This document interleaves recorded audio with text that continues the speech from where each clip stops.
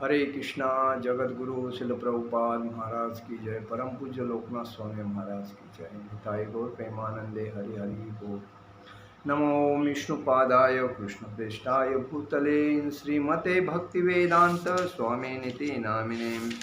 नमस्ते सारस्वते देवे गौरवाणी प्रचारिणे निर्विशेष शून्यवादी पाश्चात्य देश तारिणे। जय श्री कृष्ण चैतन्य प्रभु नित्यानंद श्री अद्वैत गदाधर शिवासादि गौर भक्तवृंद। हरे कृष्ण कृष्ण कृष्ण हरे हरे, हरे राम राम राम हरे हरे। ओम नमो भगवते वासुदेवाय, ओम नमो भगवते वासुदेवाय, ओम नमो भगवते वासुदेवाय। आज हम लोग राज विद्या क्या है उसके ऊपर बात करेंगे। राजविद्या राजगुह्य पवित्रमिदमुत्तमम् प्रत्यक्षावगम धर्म सुसख कर्तुमव्ययम्। यह राज विद्या यह है कि ज्ञान सब विद्यार्थियों का राजा है, जो समस्त रहस्यों में सर्वाधिक गोपनीय है। यह परम शुद्ध है और चूंकि आत्मा की प्रत्यक्ष अनुभूति कराने वाला है, अतः धर्म का सिद्धांत है, अविनाशी है और अत्यंत सुखपूर्वक संपन्न किया जाता है। इसमें बताया है कि सामान्यतया लोगों को इस गुह्य ज्ञान की शिक्षा नहीं मिलती। देखिए, सब स्कूल में इंजीनियर, ज्योतिष, गणित, रसायन, भौतिक, समाजशास्त्र, राजनीतिक वगैरह सिखाते, लेकिन कोई भक्ति का सिखाता है? नहीं सिखाता। तो भगवान ने जब इस 84 लक्ष योनि के बाद इस मनुष्य को मनुष्य योनि में भेजा, तो क्यों भेजा है? तो भक्ति करने के लिए भेजा है। तो भक्ति कैसी करनी है वो अगर बताना है तो उसके लिए उसको भक्ति सिखाना जरूरी है। तो भक्ति या आध्यात्मिक ज्ञान होना जरूरी है। तो आध्यात्मिक का ज्ञान कोई देता नहीं, बाकी सब ज्ञान स्कूलों में कॉलेजों में शास्त्र देते हैं। तो वही बताया है कि बाह्य शिक्षा दी जाती है, जहाँ तक सामान्य शिक्षा का संबंध है उसमें राजनीति, समाजशास्त्र, भौतिक, रसायन शास्त्र, गणित, ज्योति विज्ञान, इंजीनियर आदि में मनुष्य व्यस्त रहते हैं। विश्वभर में ज्ञान के अनेक विभाग हैं और अनेक बड़े बड़े विश्वविद्यालय हैं, किंतु दुर्भाग्यवश वहाँ ऐसा कोई विद्यालय नहीं है जहाँ शैक्षणिक संस्था में आध्यात्मिक सिखाया जाता है, जहाँ आत्म विद्या की शिक्षा दी जाती हो। फिर भी आत्मा शरीर का सबसे महत्वपूर्ण अंग है। आत्मा के बिना शरीर महत्वहीन है। देखिए, ये जो शरीर हमारे को हमें मिला है, तो आत्मा है, इसलिए हम लोग चेतना के वजह से हम लोग बोल सकते हैं, एक दूसरे से बात कर से, कोई भी चीज़ कर सकते। जिस दिन आत्मा इस शरीर से निकल जाता है उस दिन ये शरीर को बॉडी कहते हैं और उसको 2 मिनट रखने के लिए नहीं देखते, तुरंत लेके जाके स्मशान में उसको अंत संस्कार करते हैं। तो कहने का मतलब क्या है कि आत्मा जिस शरीर में है उस शरीर के बारे में, शरीर को क्या करना है, वो खाली पैसे के पीछे लगाना है, संभोग के पीछे लगाना है, दौलत के पीछे लगाना है, या भक्ति के पीछे लगा के आध्यात्मिक उन्नति में आगे बढ़ना है, ये उसमें कोई बताता नहीं। यही मुख्य बात है। तो इधर यही बताया कि आत्मा शरीर का सबसे महत्वपूर्ण अंग है। आत्मा के बिना शरीर महत्वहीन है, तो भी लोग आत्मा की चिंता न करके जीवन की शारीरिक आवश्यकताओं की अधिक महत्व प्रदान करते हैं, मतलब अधिक महत्व देते हैं। ये जो नहीं चाहिए उसको अधिक महत्व देते हैं, जो करना चाहिए उसको अधिक महत्व नहीं देते हैं। ये है। इसलिए आत्मा ही महानता पर बल दिया जाता है। भगवान कहते हैं कि यह शरीर नश्वर है और आत्मा अनिश्वर है। अंतवंत इमे देहा नित्य स्रोता शरीरिणः यही ज्ञान का गुह्य अंश है। आत्मा ही ज्ञान का गुह्य अंश है। केवल यह जान लेना चाहिए कि आत्मा शरीर से भिन्न है, यह निर्विकार, अविनाशी और नित्य है। इससे आत्मा के विषय में कोई सकारात्मक सूचना प्राप्त नहीं हो पाती।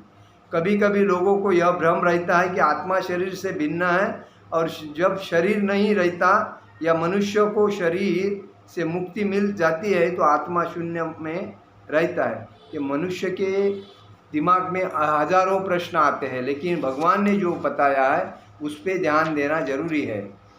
तो शरीर तो हाँ आत्मा बदलता है, लेकिन आत्मा तो कभी मरता नहीं है। और इसीलिए आत्मा को अगर तंदुरुस्त रखना है, आत्मा को सचित मतलब तेजित रखना है, तो उसके लिए भक्ति महत्व है, और भक्ति ही आत्मा का फूड है। तो वो हिसाब से हमें आत्मा शरीर के भीतर इतना सक्रिय रहता है कि वह शरीर से मुक्त होने के बाद इतना निष्क्रिय कैसे हो सकता है। यह सदैव सक्रिय रहता है। यदि यह शाश्वत है तो यह शाश्वत सक्रिय रहता है। इसीलिए कहा गया है कि जो लोग सकाम कर्मों में लगे हुए हैं वे पापपूर्ण कर्मों के विभिन्न रूपों एवं अवस्थाओं में फंसे रहते हैं। जो लोग जिस काम में लगे हैं वो पाप के पीछे लगे रहते, फंसे रहते हैं। जब बीज कोई उदाहरणार्थ कोई बीज डाला जाता है तो वो तुरंत वृक्ष तो नहीं बनता, तो वो कभी बनता है तो वो पानी ज़मीन में जाता है, उसमें पानी मिलता है। देखिए कैसा बता है कि तुरंत वृक्ष नहीं तैयार हो जाता, इसमें कुछ समय लगता है। पहले एक छोटा सा अंकुर आता है, फिर वृक्ष का रूप धारण करता है, तब इसमें फूल आता है, उसमें उसके बाद फल लगते हैं, तब बीज बोए वाले व्यक्ति फूल तथा फल का उपभोग कर सकते हैं। इसी प्रकार जब कोई मनुष्य पाप कर्म करता है तो बीज की ही भांति इसके भी फल मिलने को समय लगता है। देखिए अभी आदमी पाप करता है तो तुरंत तो उसको पाप का प्रायश्चित्त मिलता नहीं, लेकिन आहिस्ता आहिस्ता जैसा बीज कोई बीज ज़मीन में जाने के बाद वो थोड़ा दिन रहता है, उसके बाद उसको अंकुर आता है, उसके बाद उसको पत्ता आता है, पत्ता आने के बाद थोड़ा बड़ा होता है, उसके बाद उसको थोड़ा अच्छा होने के बाद फूल आता है, फूल के बाद फल आता है, और उसके बाद में उसको मालूम पड़ता है झाड़ अभी बड़ा हो गया, फल फूल दे रहा है। वैसा ही कोई आदमी पाप करता है, उसके बारे में बताया। पाप करने के बाद तुरंत उसको तकलीफ नहीं होता है, लेकिन वो पाप ज़्यादा दिन होने के बाद उसको तकलीफ होता है।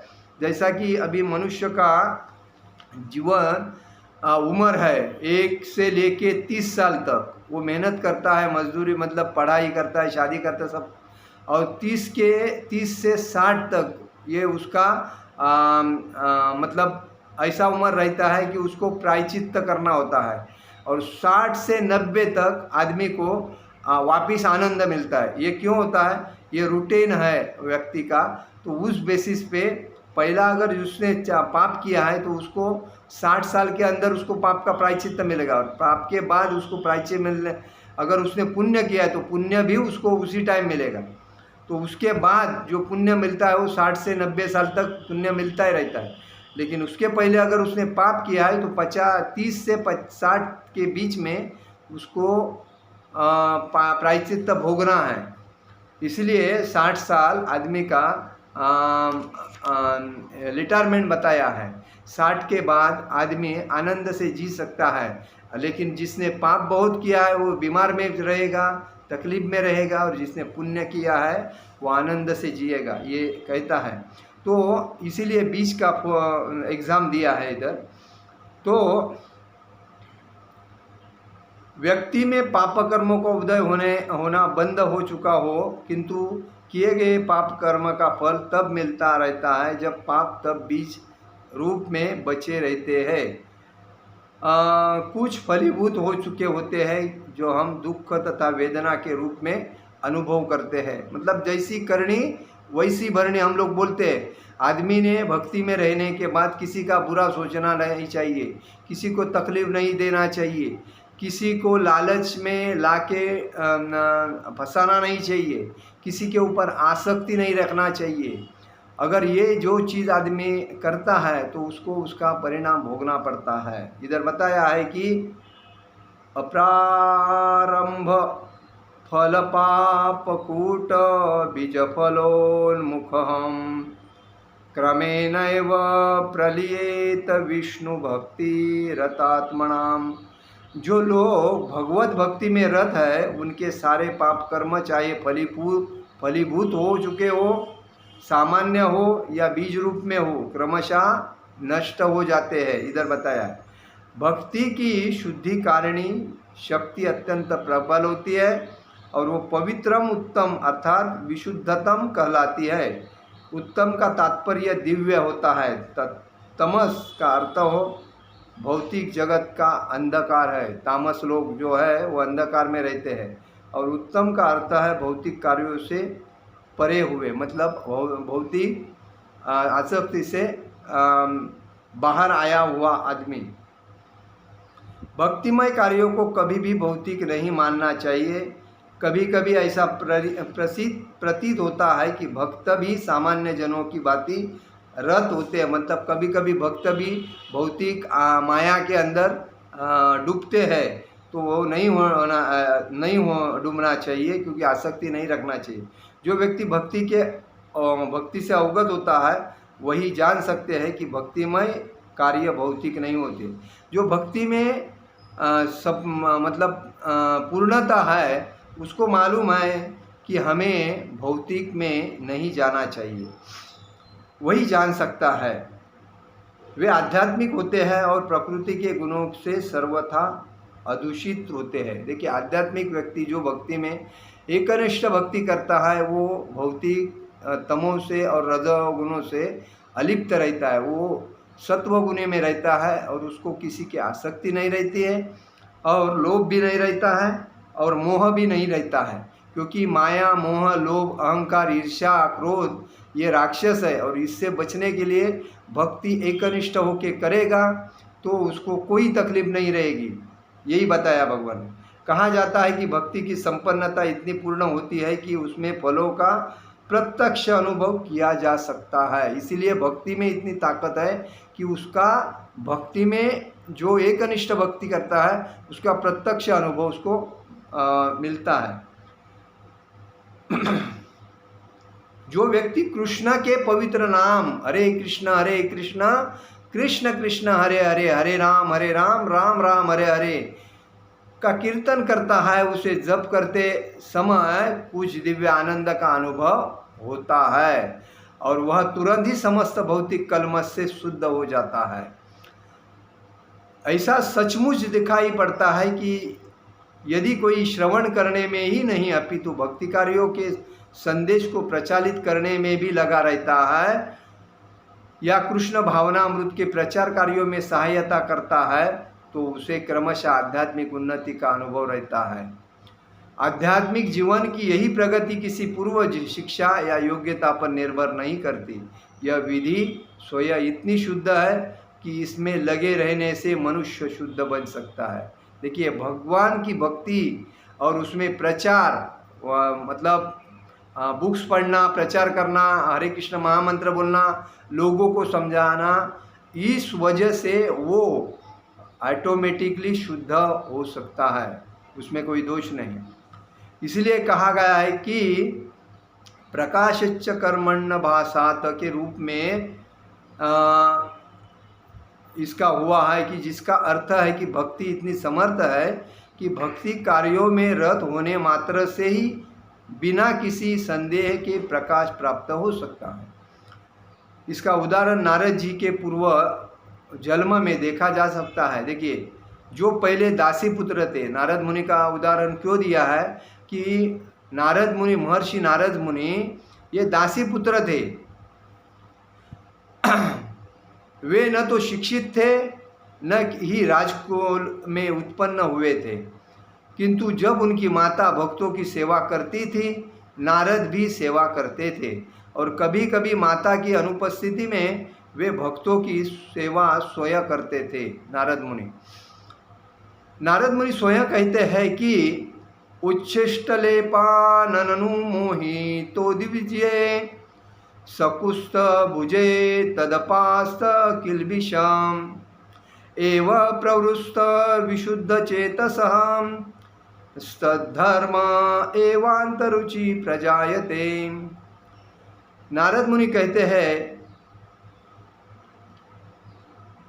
नारद जी अपने शिष्य व्यासदेव से अपने पूर्व जन्म का वर्णन करते हैं। नारद जी क्या कहते हैं कि पूर्व जन्म में बाल्यकाल में वे चातुर्मास में शुद्ध भक्तों भागवतों की सेवा करते थे। मतलब जो ऋषि मुनि थे उनकी सेवा करते थे, जिससे उन्हें उनकी संगति प्राप्त हुई। कभी कभी वे ऋषि अपने थाली में उच्छिष्ट भोजन छोड़ देते थे और यह बालक थालियाँ धोते समय उच्छिष्ट भोजन का चाखना चाहता था। अतः उसने उन ऋषियों से अनुमति मांगी और जब उन्होंने अनुमति दे दी तो बालक नारद उस उच्छिष्ट भोजन को खाता था। फलस्वरूप वह अपने समस्त पापों कर्मों से मुक्त हो गया। जो वह उच्छिष्ट खाता रहा तो वह ऋषियों के समान शुद्ध हृदय बनता गया। चूँकि वे महाभागवत भगवान की भक्ति का आस्वाद श्रवण तथा कीर्तन द्वारा करते थे, अतः नारद ने भी वैसी रुचि विकसित कर ली।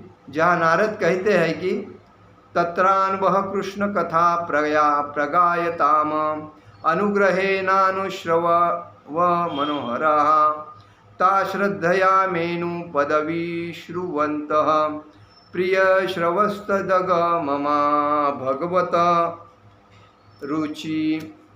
नारद मुनि क्या बोलते हैं कि ऋषियों का अन्न ग्रहण करने से, थाली में बचा हुआ अन्न ग्रहण करने से कि ऋषियों जैसी उनको बुद्धि प्राप्त हो गई। ऋषियों की संगति करने से नारद भी भगवान की महिमा के श्रवण तथा कीर्तन की रुचि उत्पन्न हुई। उन्होंने भक्ति की तीव्र इच्छा विकसित की। वेदांत सूत्र में कहा गया है कि प्रकाशच्च कर्मण्य भासात, जो भगवत भक्ति के कार्यों में केवल लगा रहता है उसे स्वतः सारी अनुभूति हो जाती है और वह सब समझने लगता है। इसी नाम प्रत्यक्ष या प्रत्यक्ष इस अनुभूति होती है। धर्मस्थ शब्द का अर्थ है धर्म का पद। नारद वास्तव में दासीपुत्र थे। उन्हें किसी पाठशाला में जाने का अवसर प्राप्त नहीं हुआ। वे केवल माता के कार्यों में सहायता करते थे। सौभाग्यवश उनकी माता को भक्तों की सेवा का सुयोग प्राप्त हुआ। बालक नारद मुनि को भी यह शुभ अवसर उपलब्ध हो सका। वे भक्तों की संगति करने से ही समस्त धर्म के परम लक्ष्य को प्राप्त कर चुके थे। भक्ति जैसा कि श्रीमद् भागवतम में कहा गया है कि सवै पुषा परो धर्मा यतो भक्ति रथोक्षजे। सामान्यता धार्मिक व्यक्ति यह नहीं जानते कि धर्म का परम लक्ष्य भक्ति की प्राप्ति है। जैसा कि हम चाहते हैं कि वेदेषु यज्ञेषु तपस्सु चैव सामान्यतया आत्म साक्षात्कार के लिए वैदिक ज्ञान आवश्यक है, किंतु यहाँ पर नारद न तो किसी गुरु के पास पाठशाला में गए थे, न ही उन्हें वैदिक नियमों की शिक्षा मिली थी, तो भी वे उन्हें वैदिक अध्ययन के सर्वोच्च फल प्राप्त हो चुके। इतना शक्ति इस विधि में इतनी शक्ति है कि धार्मिक कृत्य किए बिना ही मनुष्य सिद्धि पद तक प्राप्त हो जाता है। यह संभव होता है कि आचार्यवान पुरुषो वेद, महान आचार्यों के संसर्ग में रहकर मनुष्य आत्म साक्षात्कार के लिए आवश्यक समस्त ज्ञान से अवगत हो जाता है, भले ही वह अशिक्षित हो या उसने वेदों का अध्ययन न किया हो। भक्ति में श्रवण कीर्तन विष्णु रहता है, जिसे मनुष्य भगवान की महिमा के कीर्तन को सुन सकता है, प्रामाणिक आचार्यों द्वारा दिए गए दिव्य ज्ञान के दार्शनिक भाषण सुन सकता है। मनुष्य केवल बैठे रहकर सीख सकता है। ईश्वर को अर्पित अच्छे स्वादिष्ट भोजन का उच्छिष्ट खा सकता है। प्रत्येक दशा में भक्ति सुखमय है। मनुष्य गरीब की हालत में भी भक्ति कर सकता है। भगवान कहते हैं पत्रम पुष्पम फलम तोय। भगवान क्या चाहते हैं? मुझे बहुत कुछ लेके आओ, ऐसा कुछ नहीं चाहते। भगवान क्या कहना चाहते हैं, मुझे पत्र मतलब एक पत्र भी देंगे, मतलब पत्ता भी देंगे, पुष्प म्हणजे एक फूल भी देंगे, या फल भी देंगे, या तो या मतलब पानी भी देंगे। वे भक्त से हर प्रकार की भेंट लेने की तैयार रहते हैं, चाहे पत्र हो, फूल हो, फल हो, या थोड़ा सा जल हो। जो कुछ भी संसार के किसी भी कोने में उपलब्ध हो, या किसी व्यक्ति द्वारा उसकी सामाजिक स्थिति पर विचार किए बिना अर्पित किए जाने पर भगवान को वह स्वीकार है।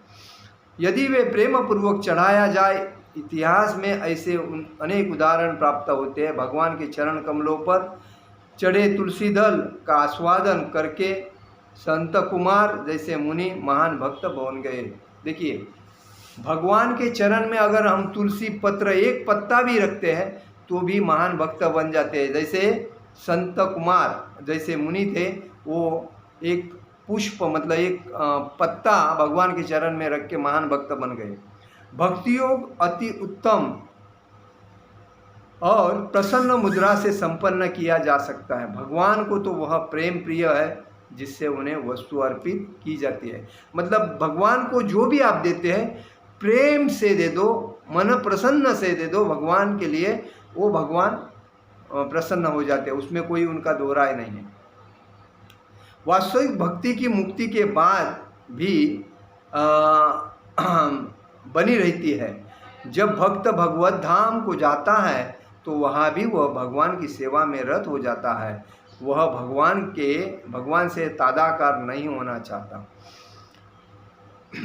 जब मनुष्य भक्ति योग संपन्न करके विशेष रूप से किसी महात्मा से श्रीमद् भागवतम या भगवद गीता सुनकर शुद्ध हो जाता है तो वह कृष्ण विद्या को, तत्वज्ञान को समझ सकता है।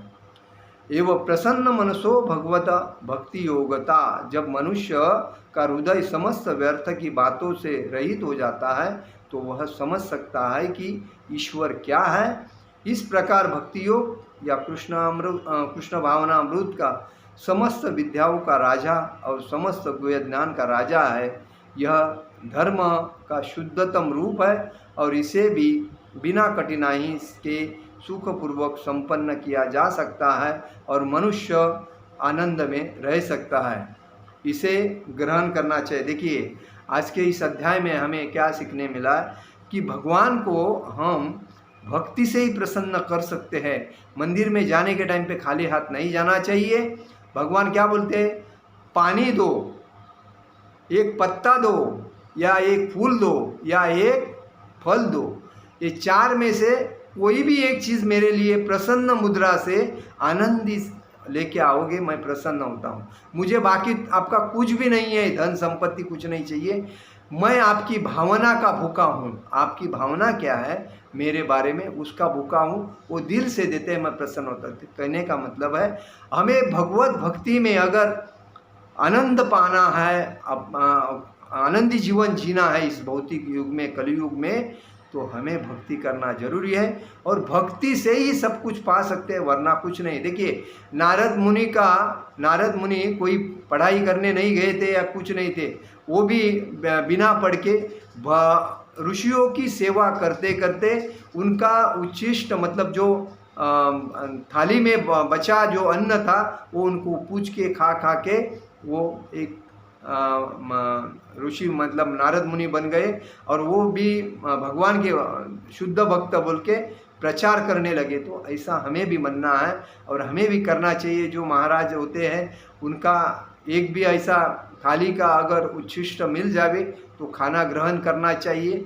तो हमें उनके भी गुण हमारे अंदर आ जाते हैं, हमें भक्ति में प्रगति मिलती है।